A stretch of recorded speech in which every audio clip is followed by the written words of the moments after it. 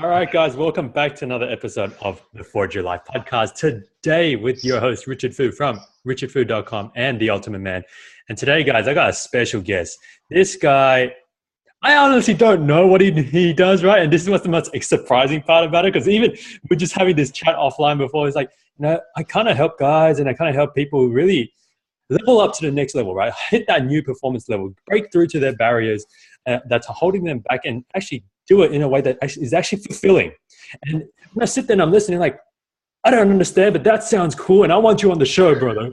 Right? And so, guys, I have an amazing guest on here today. His name is Tamas Bedo. He doesn't even know how to say his last name in English, right? So I can say however I want. And so I'm excited to have him on the show because I don't know what's going to happen, and it's going to be amazing, guys. Tamas, good to have you on, bro.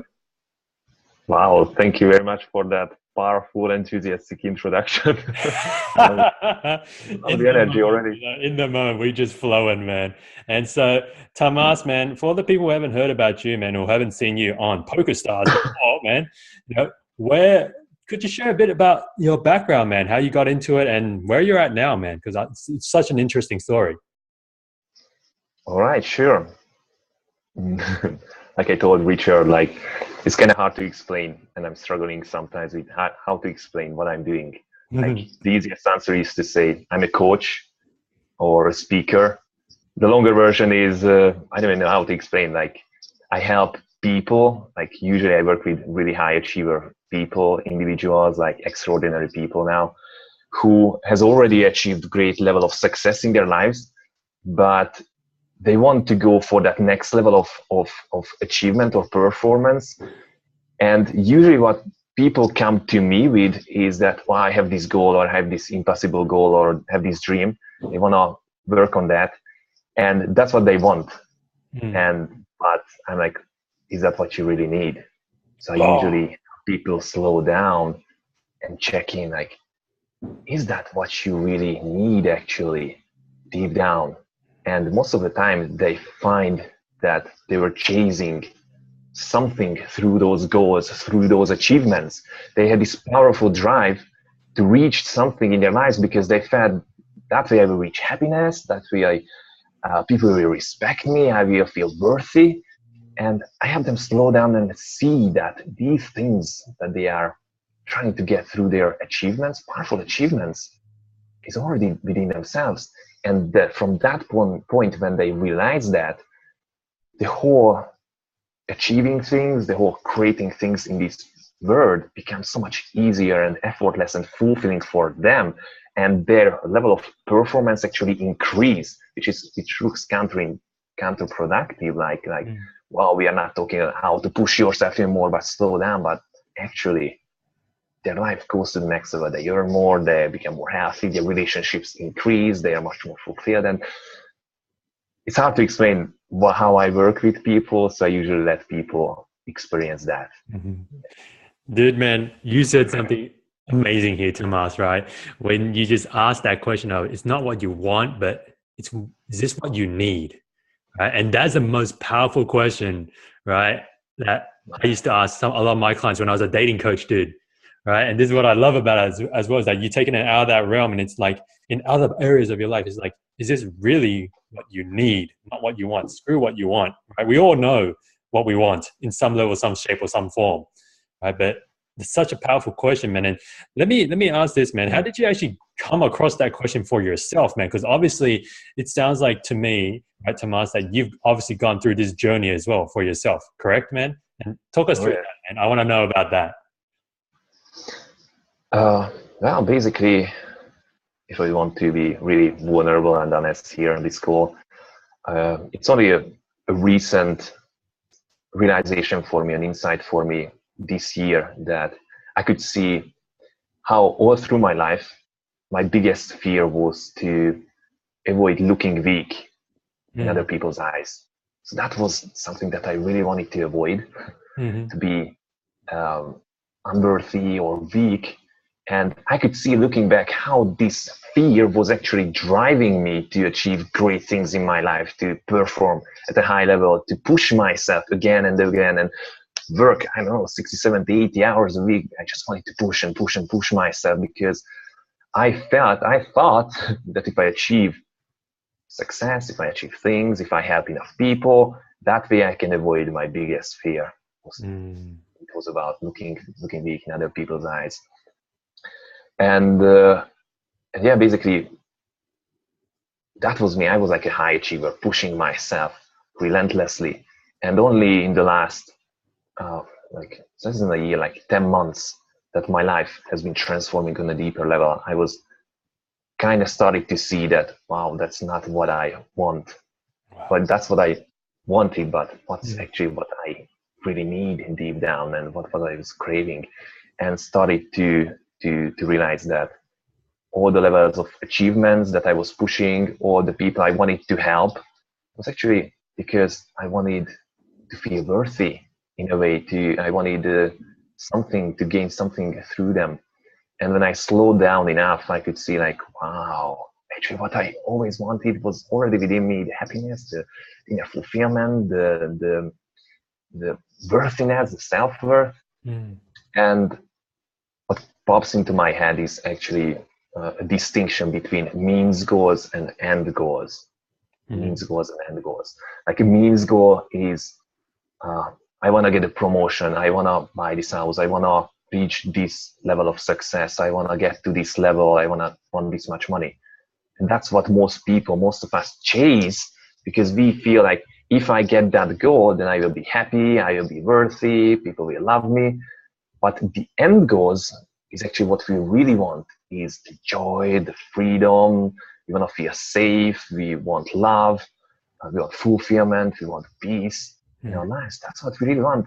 But we think we will get those feelings through these goals. So we go for years chasing these things, not realizing that those feelings actually feelings which are not outside us, but feelings are within us. So we can feel it at any moment. It's just how we look at our world, how we perceive ourselves and our world. And when I let people slow down, they can check in within themselves, and they can actually connect with those inner emotions, inner feelings within them. And that's what happened to me as well.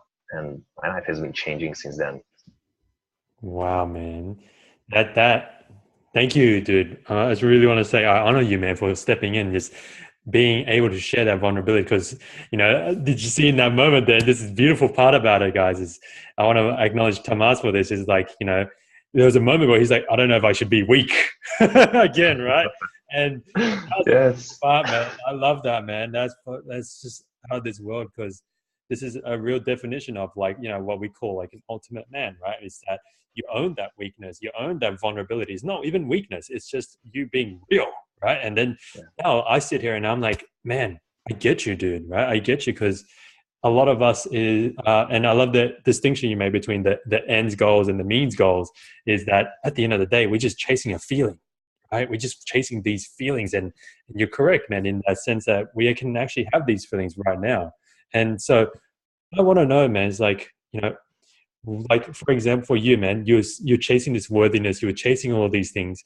What happened for you to realize that, I'm chasing, and then I get some of it, but it's actually not filling me up, right? What tipped you over the point where you're like, this is not working, right? Me chasing all these means goals is not working.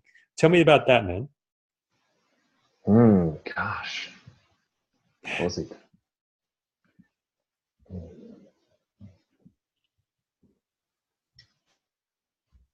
I think my first kind of glimpse into it was like a bit over a year ago. I was preparing for a 2-day seminar that I was holding here in my country. And I was preparing for that for like, 2 months, 2.5 months. And I was like putting in like absolutely the most amount of time that I've ever put in, like, 70, 80-hour work week, and pushing it and doing it. And it was enjoyable. That's the weird thing, that it was enjoyable. I enjoyed it because of the progress. But at night, when I got to bed, I was like, many times I couldn't fall asleep for an hour or an hour and a half, because I could feel, when I slowed down, I could feel that tension in my body, that kind of stress. And there was a smile in my face, because I'm progressing, I'm going forward. But it was an egoic high, like, I've achieved that, I was pushing my limits. But when I got to bed, and I was feeling that tension. And after the event, So I was like really started to look into that. Like, "Hey, what was this and what's going on?" And well, like years ago, I was really into the spiritual stuff, like Eckhart Tolle and such, and that really had an impact on my life. But I kind of turned away from that, and then last summer I was kind of turning again towards that direction, and in a sense to realize like, what's going on in a deeper level within me, and yeah, basically that's when it all started. Like, oh, what if there are my belief systems that we can call my ego, my personality, that wants this, wants that. What's beneath that? What's beneath all these stories, all these thoughts, all these beliefs about me and my world? And I started to look in behind that. And before my work and my life was about how to change beliefs, and I got into the self-help world, how to conditioning a new belief, how to get rid of non-supporting or limiting beliefs. And after that, it was more about like, yeah, these are just thoughts and beliefs, but we are the ones who make them real. When we start to question their realness and start looking behind them, changing the way we see the world or our beliefs or our thoughts becomes so much easier, because it's not about like, I have this limiting belief, I have to condition it for 30 days to get rid of this, because we make it real. But then it started to become like less real. The solid thing started to melt away and was more fluid to shape my life and my thoughts. And that's how I work with clients now, that help them kind of get unstuck of their stories and their thoughts, their beliefs, and see, oh wow, actually maybe that's not even that real, and I'm just thinking those, and what if I shift how I see my world, and yeah, what's beneath those stories. I'm not sure if I answered your question, but yeah. I'm just intrigued with, I guess, your method, man, because it's quite interesting, because it's so often like in this, like the modern world that we're living in, it's a lot of like positive psychology, right?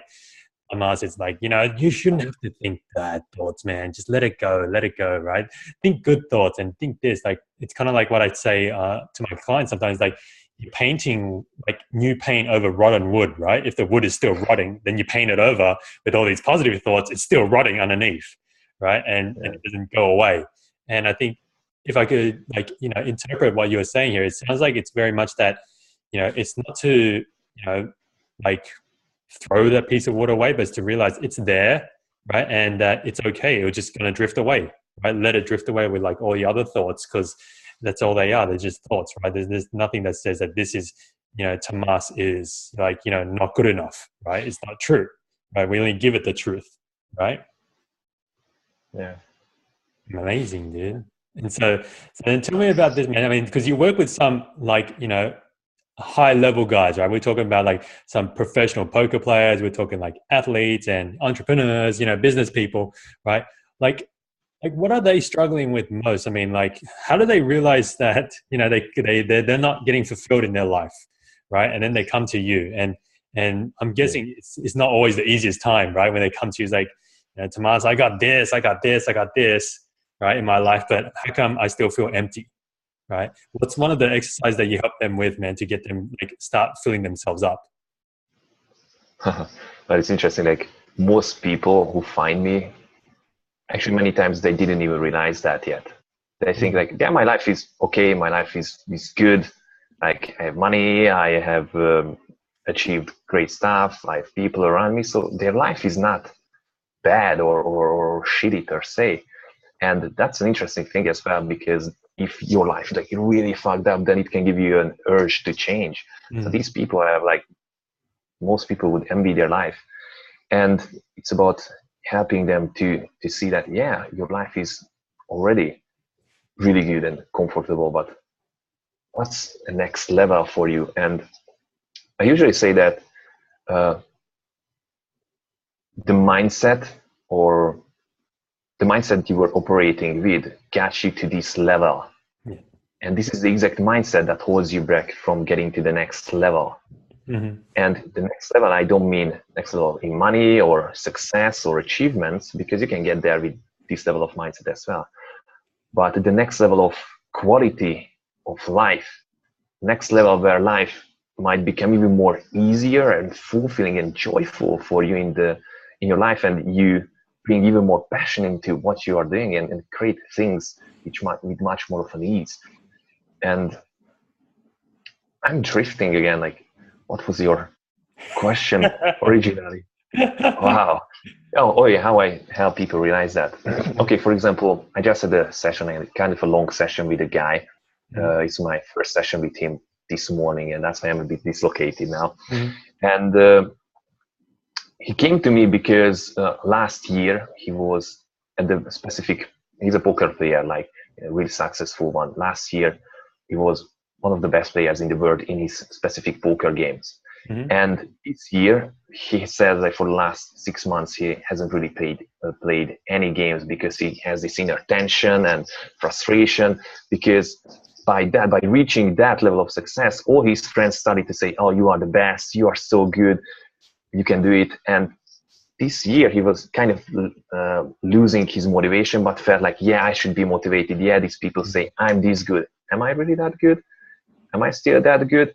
And he says these inner conflicts and expectations he put on himself was blocking him from actually doing things, because he was coming from a frame of, I want to prove that I'm worthy, I'm good. He was using this term called, I don't want to belong into the gray zone. I don't want to be seen in the gray zone. That was the motivation to get to that level. But now he's afraid that, oh, what if people will think he's in the gray zone now, and he can't act, and he's frustrated and so on. And on a smaller level, I could help this guy, like, yeah, get some new goal, get motivated again, use that challenge again that you had in the past and do it. And I said, no, that's not how I work with people. Like 2 years ago, I was working with people like that. Now I'm like, let's take you deeper. And we go on a journey and helping him see, like, what is he actually afraid of? And what is he actually chasing through these goals? What if I told him, like, you can't get enough of what you don't really need? You are chasing success, of worthiness through your achievements, and it's never enough. You feel you've achieved fucking amazing thing, but you're still afraid that people will think you're in a gray zone and so on. Like, what if there is a new kind of motivation that can emerge for you right now? And I was just shaking his word up now, like slowing him down, and him realizing, oh yeah, actually, yeah. And I have another session with him next week. But sometimes I already see people experience like a profound shift in a session or two. So sometimes it's much closer to us than we think. And I could really see these guys' world get shaken up, like, whoa, oh, fuck, yeah. And you're like, wow, yeah, I'm kind of excited what's coming. Yeah. Wow, man. So, yeah. And so that brings me to a question here, man, because it's interesting what you were saying is that, it's already within us, right? It's already within us. And it feels like, I think we've complicated our lives, right? Our minds so much that we don't even see that it's in us. Would that be fair to say, man? Is that fair that with what you see with your clients as well, is that we like cover up those feelings or whatever it is that we want through complications, right? And just making our lives more complicated than ever before. Yeah, absolutely. I kind of like to refer to it with a metaphor of the sun is always shining. Our innate well-being, or the joy, or our presence, or inner peace, it's always within us. But sometimes it gets covered by clouds, and we focus on the clouds. Wow, I lost the sun. There's no sun. Where is the sun? And we start to look everywhere for that, through those goals, through approvals from other people. That's why the sun is always shining, but we are just focusing on the clouds, and which they are in us, and we kind of feel that we are empty, or we come from that lack of feeling that, why I lost something. Wow, man, I love that metaphor, and I love how you paint it. I can really see it, and I can really see it in my own life sometimes as well, man. And just one last question here before we start wrapping up, Tamas. I mean, you were saying that it feels like a lot of us, and especially with that example you brought up with your client, right, whereby he's like, he didn't want to be in the gray zone, right? You didn't want to feel weak And, for a lot of guys, we don't want to feel weak. And it's kind of like we go and achieve these things so that we're not seen as weak, so that we're not seen as the person in the gray zone, right? It's kind of like you're achieving, and this is what you said before, you're achieving out of fear, right? You're achieving out of fear, it's like there's a fire behind me and I keep running away from the fire. And the only way I know how to run away is by trying to climb up that ladder higher and higher, whether it be in the corporate world, in business, in sports, or whatever it is, right? And so how do people have to, like put that fire away, man? How do we put that fire out so that, we stop running away from it and then start like getting pulled to what it is that is really going to fulfill us, man? Mm. That's a good question, actually. I like that.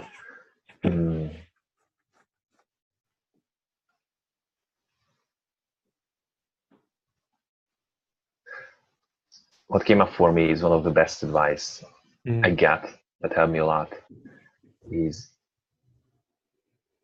I'm gonna say it in a metaphor, like I get it from my coach, and who get it from his coach, actually. Like when he was at his coach's place on in the kitchen, there was this floor that was a tile floor, if I'm saying it right in English, and his coach had his little dog, and this dog came in and he wanted to run really, really fast, and the faster he ran, the more it stand in place because his feet was like slipping away on the tile floor. And when the dog exhausted himself, they were like laughing for him like 30 seconds or a minute. He exhausted himself and slowed down and started walking slowly ahead. Then he could get ahead. It's about slowing down to speed up. Slow down to speed up. And most people are like, I don't want to slow down because I want to reach this, I want to reach that. But take a deep breath, slow down, check in, and get connected to yourself. Like, what do you feel? What's this fear that's driving you? Oh, you feel you are not safe. Is that true that you are not safe in this moment? Is that true that you need to find those feelings outside of yourself? And just check in. What are you chasing now? And what if you don't need that because it's already within you? So just slow down, speed up, check in, take a deep breath. That's what came for me. Yeah, and that's what you call flow, ladies and gentlemen, right? People are listening. Tamas, man, we gotta start wrapping up the show. I've been enjoying this chat with you, man, just listening in and getting your insights. And so as we enter into the quick fire round here of questions, we're gonna start off with my favorite one, man. And this is what we call the signature time travel moment. If you could go back 10, 15, whatever, however many years you want, right? And go back and talk to little Tamas, right, back then, and give him one piece of advice that you know today, what would you say to him, and when would you have gone back to? Well, if it's 10 years, then it's kind of like exactly when I started on this journey. And I was more of an introverted, unsocial guy. Didn't really have that many friends. And I would just tell myself, just trust that it will all play out. Trust that life offers the possibilities for you, and life wants to teach you through the hardships, through the hard times as well. And if you can be peaceful in the storm and you experience it, the easier you can see the kind of diamond that it's containing for you, the piece of learning that you need for the next step. And just trust the process and walk and realize that you are okay. You are lovable, you are worthy of love, and you are okay. That's what I say to myself. Love it, man. Love it. Beautiful, man. And moving into the next question here, Tamas. I'm sure you've studied a lot. I'm sure you've read a lot of amazing books out there. And if there's one book, right, one book that is an absolute must read for people listening to people watching, what would that be, man? I would say there's a guy called David R. Hawkins, Letting Go. David R. Hawkins, Letting Go. That was really powerful for me. Wow. I haven't heard about that one, man. I gotta put that in. We'll add that into the show notes as well. And Tamas, you're doing great, man. Just wrapping up here with only a few left. One of our really, really favorite questions. So this one's for the men, right, that are listening here, right, Tamas? In the modern world we're living in, we've worked so much over the last 30 years for feminism to rise up, right? But at the same time, they're up there, and I feel like men are down here. Not because we're inferior to them, but because the world is up here, right? The modern world is up here with women. Men have been left behind, and there's this huge gap that men need to fill.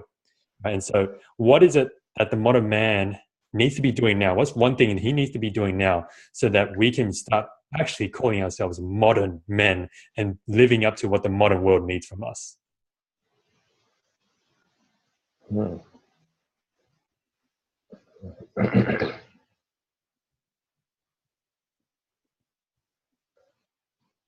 Mm, I would say connecting with ourselves and not just looking outside around us to people, to things, but checking in like who are we, what am I really like? Who am I? And what do I really want to create? And so on. And that's one thing, like checking in to see what are we like actually. The other thing is using kind of a vulnerability compass, kind of like that. In my mind, like going towards where I feel it's vulnerable to express myself. It's vulnerable to say that, and just expressing that, because there is power in vulnerability. That's the bravest thing we can do as people, and that's the biggest thing that connects us with others. We are afraid that if I'm seen vulnerable, people will not like me, but that's the most powerful thing actually. And we have deeper connections, better connections with others, because they can see that we are real and they can let go as well, and they can be real as well. So using that vulnerability compass and not always trying to look like this, like tough or this way or that way, but just being real and authentic, like how you call it. I fucking love your posts on Facebook. So yeah, we talk about this a lot, being authentic and vulnerable. Yeah. Beautiful, man. Love it, love it. And next question I have for you, Tamas, is what is it, how would you describe like being like ultimately fulfilled, right? What is ultimate fulfillment like for someone?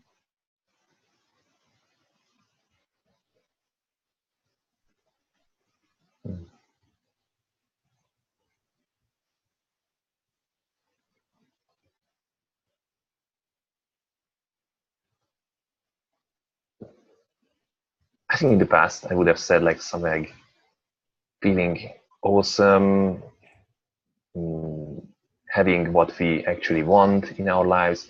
And I would say accepting fully who we are, with all we have, with all our fears, all our anxieties, without being ashamed by them, accepting that we are human, and that means we have our own ups and downs, and getting to terms with that, and being okay, and being open to what's coming, and focusing our attention on enjoying the moment, not on the past, not on the future, but enjoyment in the moment. I think that's for me the fulfillment. Beautiful, man. And as we close up here with the last question to us, if you had 30 seconds left to live, man, and you're surrounded by your family, your friends, your clients, the people that you've made the biggest impacts with for their world, what would you say to them? What's the last piece of advice you leave them with?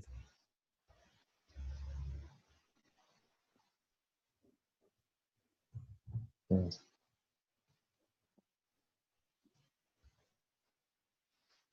I like this quote from Carl Jung: "You cannot change anything unless we accept it."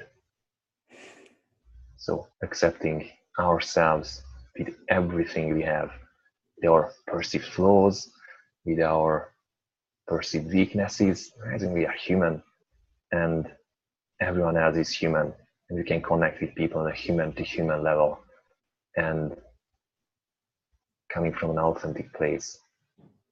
Yeah, Oh, Tamas, man, love it, man. Thank you so much, brother, for being on the show, man. It's an absolute pleasure, an absolute honor to have you here to share your truth and your vulnerability and just your wisdom here, man. It's an absolute pleasure to have you on the show, brother. Thank you very much. It was an amazing one. I love your energy. Thank you. Love you, man. And so, Tamas, for the people who are listening and watching, if they want to learn more and get connected with you, where's the best place for that to happen? Well, I'm just starting my international site, which is myname.com. So it's Tamas Bedo. Maybe you will link to that. It's still in the early phase, that site, but I want to write my blog posts in English and do video blogs and talks in English now. So people will be able to find me there.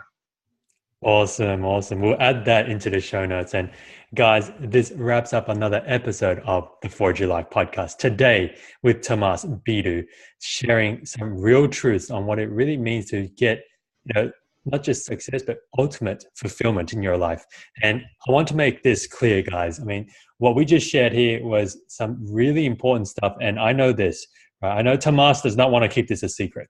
And I don't want to keep this a secret. This must go out and we must get this out there. So make sure you go to iTunes and share and rate the show so that we can get his message out there and everyone else is on the show. Of course, you can always go to richardfood.com to catch the show notes and all the resources that Tamas has shared here as well. And finally, guys, remember to go out there, go live with love and go smash it. I'll see you again on the next one.